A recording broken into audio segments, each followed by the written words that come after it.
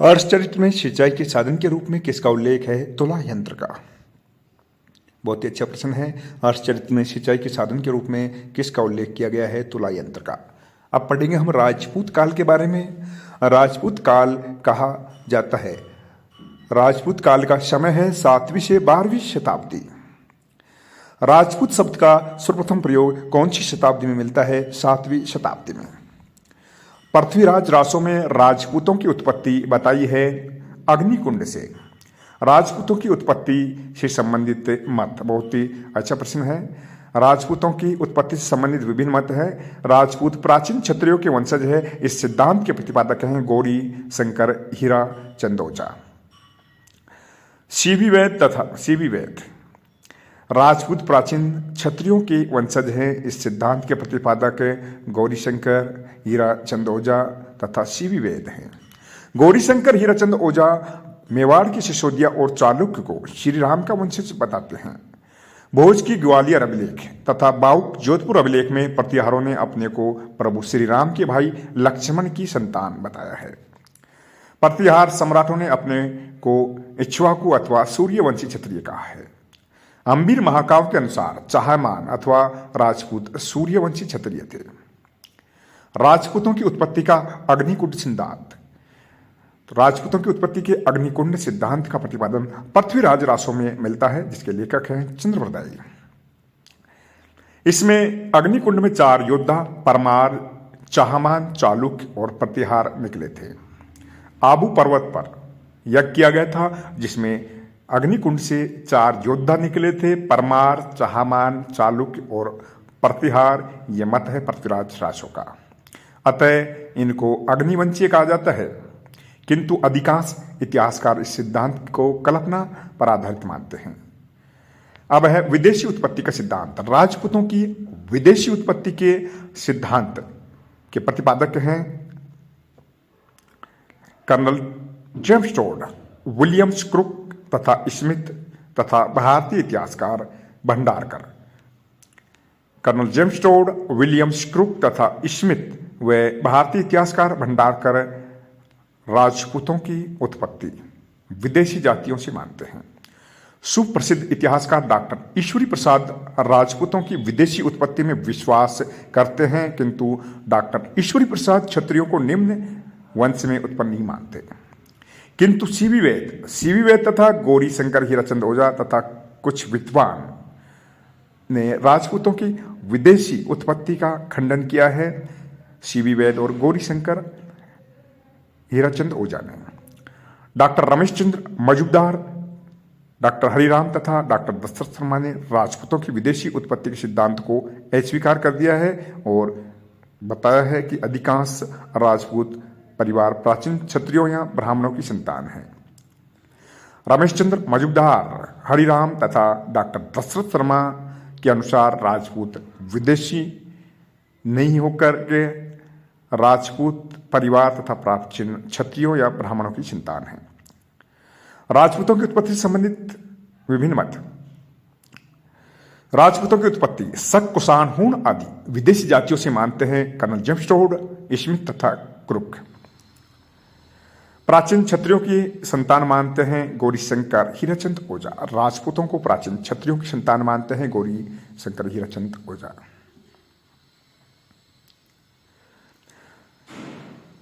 राजपूतों को यूची जाति के वंशज मानते हैं कनिगम। बहुत ही अच्छा प्रश्न है। पृथ्वीराज रासो में कुल कितने राजपूत कुलों का उल्लेख मिलता है? पृथ्वीराज रासो में कुल 36 राजपूत कुलों का उल्लेख मिलता है। हर्ष की मृत्यु के पश्चात 12वीं शताब्दी तक का भारत का काल भारत के इतिहास में राजपूत काल के नाम से जाना जाता है। 12वीं सदी तक राजपूतों के 36 कुल अत्यंत प्रसिद्ध हो चुके थे। राजपूत राजवंश के बीच पारस्परिक संघर्ष तथा द्वेष भावना के कारण इनमें कभी एकजुटता नहीं हो पाई। बहुत ही अच्छा प्रश्न है। मोहनोत नैन्सी ने प्रतिहारों की कितनी शाखाओं का उल्लेख किया है? मोहनोत नैन्सी ने प्रतिहारों की 26 शाखाओं का उल्लेख किया है, जबकि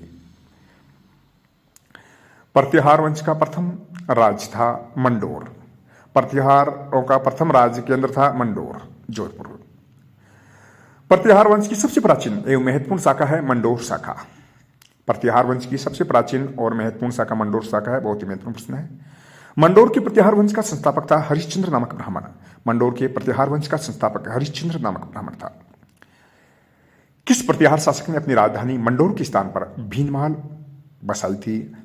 भीनमाल में बनाई थी नागभट्ट प्रथम ने। प्रतिहार शासक नागभट्ट प्रथम ने अपनी राजधानी मंडोर के स्थान पर भीनमाल जालोर को बनाया था। नागभट्ट प्रथम को प्रतिहारों के भीनमाल शाखा का संस्थापक माना जाता है। उसने राम के भाई लक्ष्मण को अपना पूर्वज बताते हुए अपने वंश को सूर्य वंश की शाखा सिद्ध किया। गुर्जर प्रतिहार सूर्य वंश का होना सिद्ध करते हैं तथा गुर्जर प्रतिहारों के शिलालेखों पर अंकित सूर्य देव की कलाकृतियां भी इनके सूर्यवंशी होने की पुष्टि करते हैं। ग्वालियर शिलालेख में नागभट्ट प्रथम को किस उपाधि से सम्मानित किया गया है? नारायण की उपाधि से। परमार वंश के शासक नरवर्मन ने निर्वाण नारायण की उपाधि धारण की थी।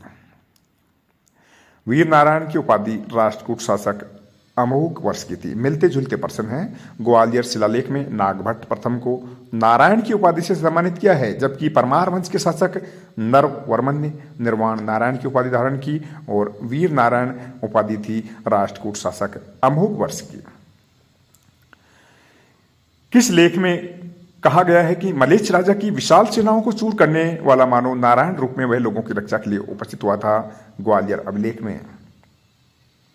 नागभट्ट प्रथम के लिए। नागभट्ट प्रथम के लिए ग्वालियर अभिलेख में नारायण का अवतार बताया है। किस अभिलेख के अनुसार नागभट्ट प्रथम ने मलेच्छों की सेना को पराजित किया था? ग्वालियर अभिलेख में। ग्वालियर अभिलेख में नागभट्ट प्रथम को मलेच्छों का नाशक कहा गया है। प्रतिहारों को मलेच्छों का नाशक व लक्ष्मण का वंशज किस अभिलेख में बताया है? ग्वालियर अभिलेख में। गुर्जर प्रतिहार वंश का पहला शासक जिसने सम्राट की उपाधि धारण की वत्सराज। गुर्जर प्रतिहार वंश का पहला शासक जिसने सम्राट की उपाधि धारण की वत्सराज था। गुर्जर प्रतिहार वंश का वास्तविक संस्थापक भी वत्सराज को माना जाता है। गुर्जर प्रतिहार वंश का वास्तविक संस्थापक वत्सराज को माना जाता है, क्योंकि इससे पहले के शासक केवल सामान्य राजा थे, सम्राट नहीं थे। गुर्जर प्रतिहार वंश का पहला शासक था जिसने सम्राट की उपाधि धारण की थी, वत्सराज ने। इसलिए वत्सराज को गुर्जर प्रतिहार वंश का वास्तविक संस्थापक माना जाता है। किस प्रतिहार शासक ने हिरण्यगर्भदान यज्ञ किया था? नागभट्ट प्रथम ने। वैष्णव धर्म को संरक्षण देने पर वत्सराज को कौन सी उपाधि मिली थी? जय वराह की। वैष्णव धर्म को संरक्षण देने पर वत्सराज को जय वराह की उपाधि मिली। बहुत ही अच्छा प्रश्न है। उद्योतन सूरी के ग्रंथ है कुलमाला। इसमें किसका उल्लेख मिलता है? वत्सराज का। उद्योतन सूरी वत्सराज का दरबारी कवि था। उद्योतन सूरी वत्सराज का दरबारी कवि था और उद्योतन सूरी ने अपने ग्रंथ कुलमाला में वत्सराज का उल्लेख किया है। वत्सराज की उपाधि थी रणहस्तिन तथा जयवराह। ओसिया, बहुत ही अच्छा प्रश्न है, एग्जाम में अक्सर आता रहता है। ओसिया जोधपुर में महावीर स्वामी को समर्पित जैन मंदिर का निर्माण किस राजा के काल में हुआ था? वत्सराज प्रतिहार के शासनकाल में। गुर्जर प्रतिहार शासक वत्सराज प्रतिहार के समय ओसिया जोधपुर में महावीर स्वामी को समर्पित जैन मंदिर का निर्माण हुआ था। महामारू शैली प्रतिहारों की स्थापत्य शैली को महामारू शैली के नाम से जाना जाता है। महामारू शैली का प्रचलन किसके काल में हुआ था? गुर्जर प्रतिहार वंश के शासनकाल में। इससे संबंधित एक और प्रश्न है। आबानेरी की चांद बावड़ी महामारू शैली में है। जो गुर्जर प्रतिहार कालीन है, गुर्जर प्रतिहार कालीन आबानेरी की चांद बावड़ी किस शैली में बनी हुई है? महामारू शैली में। किस शासक ने आदि वराह की उपाधि धारण की तथा वराह नामक मुद्रा चलाई थी? मिहिर भोज ने। मिहिर भोज को भोज देव प्रथम भी कहा जाता है। यह भगवान वराह के अनन्य भक्त प्रतीत होते हैं। मानता है कि विद्वानों ने इन्हें शुक्र क्षेत्र में आयोजित महाविजयोपलक्ष यज्ञ में इन्हें आदि वराह की उपाधि प्रदान की गई थी। मिहिर भोज ने द्रम नामक चांदी का सिक्का भी चलाया था। राजशेखर किसका दरबारी कवि था? राजशेखर महेंद्रपाल प्रथम और महिपाल प्रथम दोनों का दरबारी कवि था। बाल रामायण, विद्सल भंजिका आदि ग्रंथों के लेखक हैं राजशेखर। कपूर मंजरी नाटक का रचयिता भी राजशेखर था। राजशेखर कपूर मंजरी नाटक का रचयिता, बाल रामायण और विद्सल भंजिका आदि ग्रंथों का लेखक था। राजशेखर ने रघुकुल तिलक किस गुजर नरेश को कहा है? महेंद्रपाल को। राजशेखर ने महेंद्रपाल को रघुकुल तिलक कहा है। ध्यान रखिए, महेंद्रपाल अंत में पाल लगा है, लेकिन यह पाल वंश का शासक नहीं है। महेंद्रपाल गुर्जर प्रतिहार वंश का शासक है। राजशेखर ने अपने ग्रंथ में किस नरेश को रघुकुल मुक्ता मणि कहा है? महिपाल प्रथम को। राजशेखर महेंद्रपाल और महिपाल प्रथम दोनों का दरबारी कवि था। राजशेखर ने महेंद्रपाल को रघुकुल तिलक कहा है, जबकि महिपाल प्रथम को रघुकुल मुक्ता मणि कहा है। मिहिर भोज ने किस राष्ट्रकूट शासक को हराकर मालवा प्राप्त किया था? कृष्ण द्वितीय को। अच्छा प्रश्न है, मिहिर भोज ने किस राष्ट्रकूट शासक को हराकर मालवा प्राप्त किया था? कृष्ण द्वितीय को हराकर। किसका शासनकाल गुर्जर प्रतिहार साम्राज्य के लिए स्वर्ण काल माना जाता है? अच्छा प्रश्न है, मिहिर भोज का। मिहिर भोज का शासनकाल गुर्जर प्रतिहार साम्राज्य के लिए स्वर्ण काल माना जाता है। अरब लेखकों ने मिहिर भोज के काल को संपन्न काल, मिहिर भोज के शासनकाल में कन्नौज के राज्य का अधिक विस्तार हुआ था। सुलेमान और अल-मुसदी निम्न में से किसके काल में क्रमशः भारत आए थे? तो सुलेमान और अल-मुसदी क्रमशः मिहिर भोज और महिपाल के समय भारत आए थे। सुलेमान आया था मिहिर भोज के समय और अल-मुसदी महिपाल के समय। अरब यात्री थे। किस विदेशी यात्री ने गुर्जर प्रतिहार वंश को अल जुआर और इस वंश के शासकों को बोरा कहकर पुकारा है? अल-मसूदी ने। बहुत ही अच्छा प्रश्न है, किस विदेशी यात्री ने गुर्जर प्रतिहार वंश को अल जुआर तथा इस वंश के शासकों को बोरा कहा है? अल-मसूदी ने। बगदाद का निवासी था अरब यात्री अल-मसूदी। बगदाद निवासी अरब यात्री अल-मसूदी ने महिपाल के शासनकाल में प्रतिहार राज्य का भ्रमण किया था। उसने अपनी पुस्तक मजरूल जहेब, जिसका अर्थ है स्वर्ण का रम क्षेत्र, अल-मसूदी ने अपनी पुस्तक मजरूल जहेब स्वर्ण का रम क्षेत्र में मिहिर भोज को बोरा से सम्मिलित किया और प्रतिहार साम्राज्य को अल-जुहार लिखा। अल-मसूदी गुर्जर प्रतिहार को अल-गुजर और राजा को बोरा कहकर पुकारता है, जो शायद आदि बराह का विशुद्ध उच्चारण है।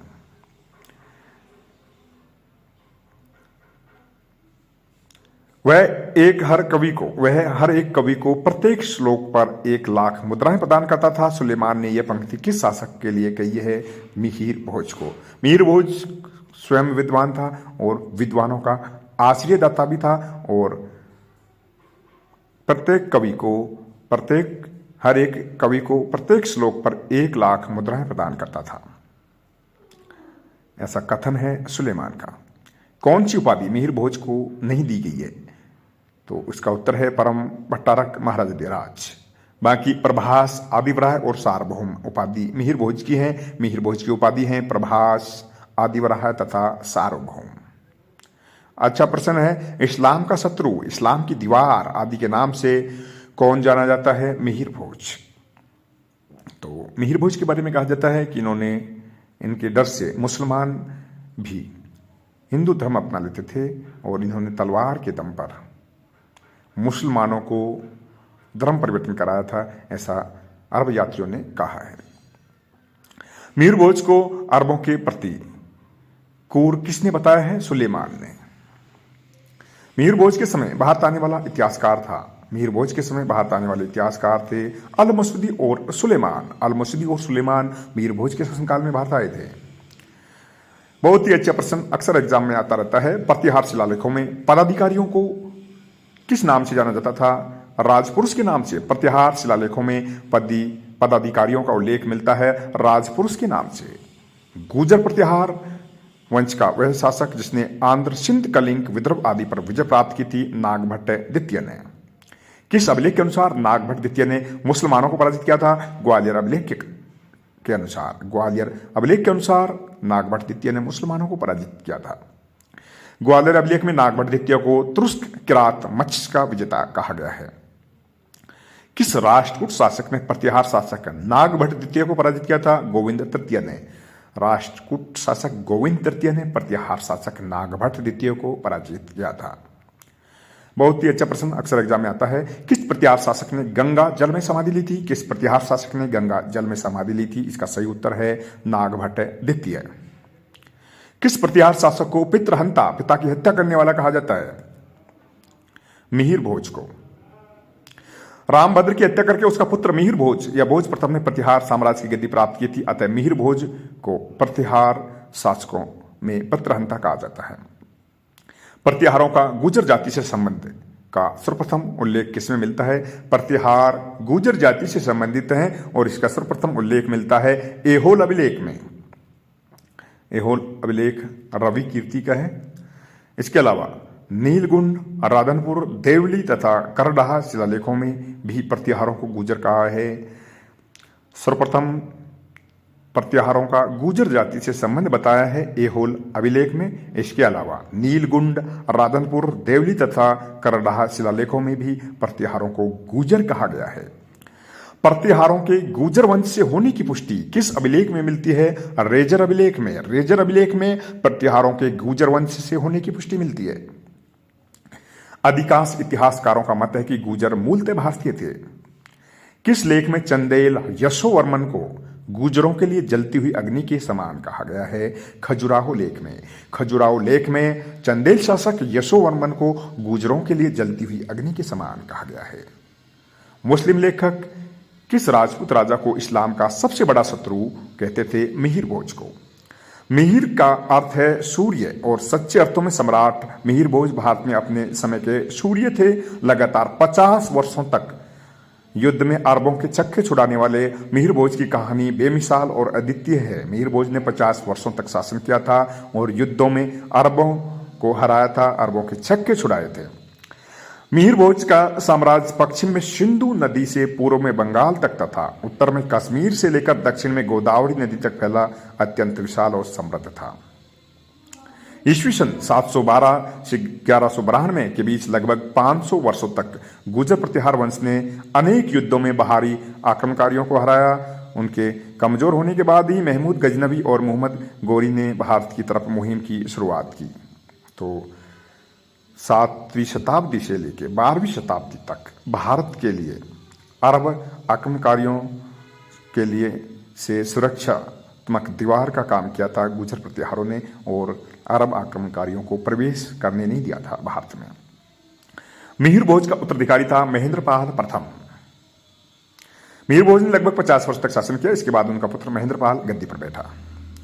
किसके शासनकाल में राजनीतिक व सांस्कृतिक दोनों दृष्टि से प्रतिहार साम्राज्य की प्रगति हुई थी? महेंद्रपाल प्रथम के समय। अच्छा प्रश्न है, किसके शासनकाल में राजनीतिक व सांस्कृतिक दोनों दृष्टि से प्रतिहार साम्राज्य की प्रगति हुई थी? महेंद्रपाल प्रथम के समय। इतिहासकार BN पाठक ने अपने ग्रंथ उत्तर भारत का राजनीतिक इतिहास में किस शासक को हिंदू भारत का अंतिम महान हिंदू सम्राट कहा है? महेंद्रपाल प्रथम को। BN पाठक ने अपनी पुस्तक उत्तर भारत के राजनीतिक इतिहास में किस प्रतिहार शासक को हिंदू भारत का अंतिम महान हिंदू सम्राट कहा है? महेंद्रपाल प्रथम को। हेरम्बपाल कहा जाता है महिपाल प्रथम को। किसके शासनकाल में गुर्जर प्रतिहार वंश का पतन प्रारंभ हो गया था? महिपाल प्रथम के समय। महिपाल प्रथम कमजोर शासक था और इसके शासनकाल में गुर्जर प्रतिहार वंश का पतन प्रारंभ हो गया था। महेंद्रपाल प्रथम की मृत्यु के बाद उत्तराधिकार युद्ध हुआ और राष्ट्रकूटों की मदद से महिपाल का सौतेला भाई भोज द्वितीय कन्नौज पर अधिकार कर लिया। हालांकि यह अल्पकाल के लिए था। राष्ट्रकूटों के जाते ही महिपाल प्रथम ने भोज द्वितीय के शासन को उखाड़ फेंका। प्रतिहारों की अस्थायी कमजोरी का फायदा उठाकर साम्राज्य के कई सामंतवादी, विशेषकर मालवा के परमार, बुंदेलखंड के चंदेल और महाकौशल के कलचुरी व हरियाणा के तोमर और चौहान स्वतंत्र होने लगे। इस प्रकार महिपाल प्रथम के समय गुर्जर प्रतिहार वंश का पतन प्रारंभ हो गया था। बहुत ही अच्छा प्रश्न है, एग्जाम में आता रहता है। प्रतिहार वंश का अंतिम शासक कौन था? प्रतिहार वंश का अंतिम शासक था यशपाल। अब हम पढ़ेंगे मेवाड़ के गोहिलों के बारे में।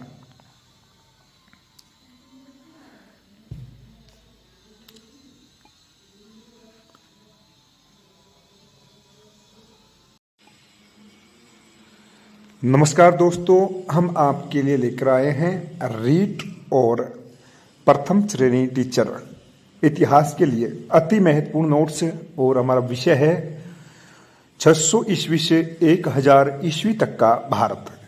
बहुत ही महत्वपूर्ण प्रश्न है, ध्यान से देखें सभी। तो पहला प्रश्न है हमारा, गुप्तोत्तर काल में बौद्ध शिक्षा के प्रमुख केंद्र में शामिल नहीं था। तो इसका सही उत्तर है जगदलला विश्वविद्यालय। बाकी 3 गुप्तोत्तर काल में बौद्ध शिक्षा के प्रमुख केंद्र थे, नालंदा विश्वविद्यालय, विक्रमशिला विश्वविद्यालय और वल्लभी विश्वविद्यालय। नालंदा, विक्रमशिला और वल्लभी विश्वविद्यालय गुप्तोत्तर काल में बौद्ध शिक्षा के प्रमुख केंद्र थे। नालंदा विश्वविद्यालय महायान बौद्ध धर्म से संबंधित था और इस विश्वविद्यालय में हीनयान बौद्ध धर्म के साथ अन्य धर्मों की भी शिक्षा दी जाती थी।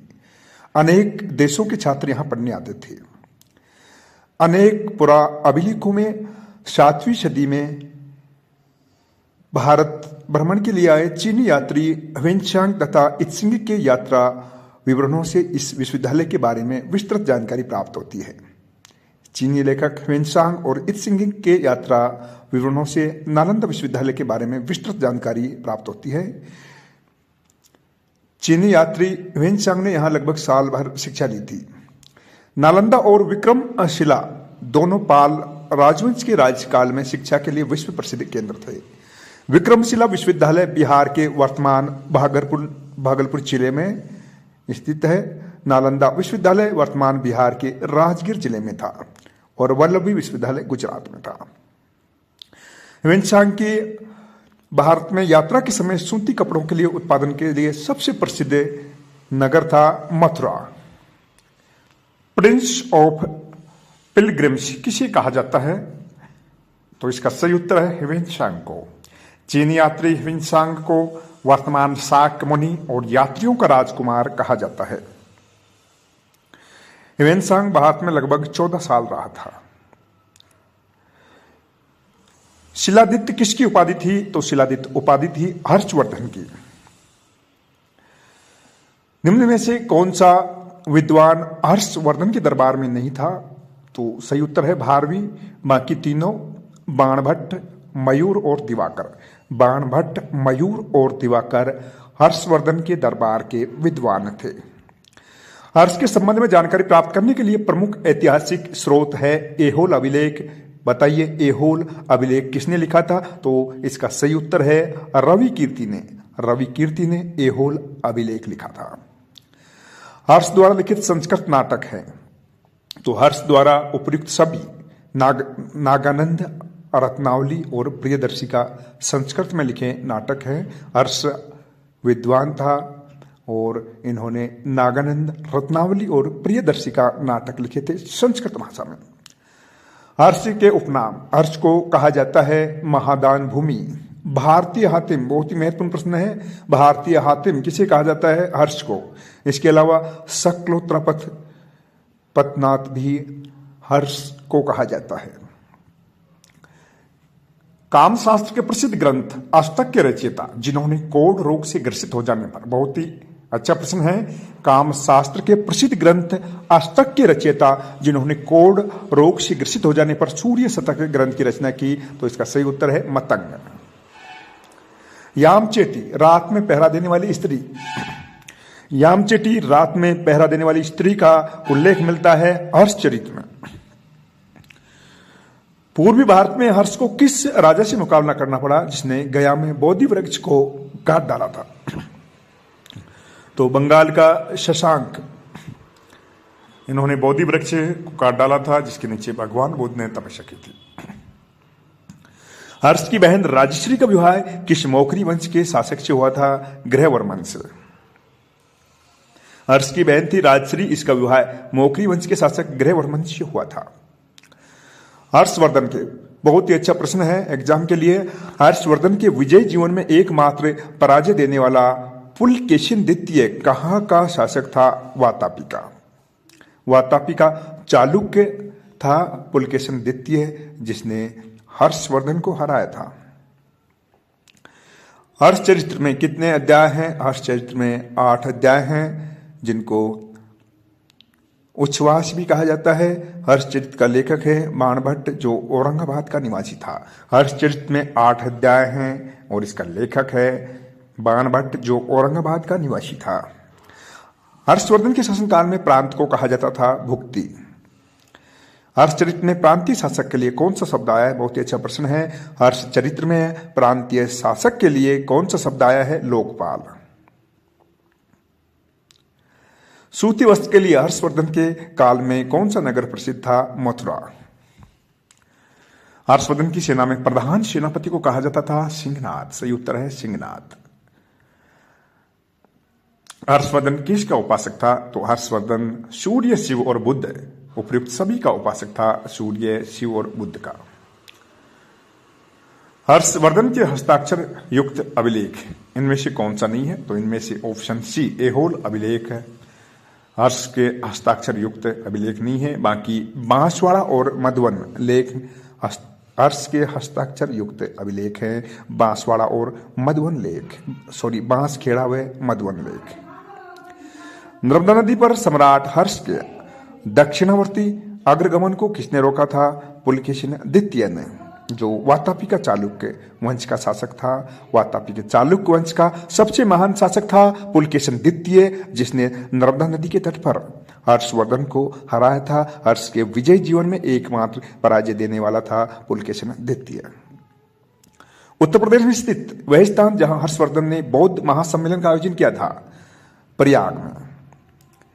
हर्ष की प्रयाग महामोक्ष परिषद में 18 देशों के राजाओं ने भाग लिया था। हर्षचरित्र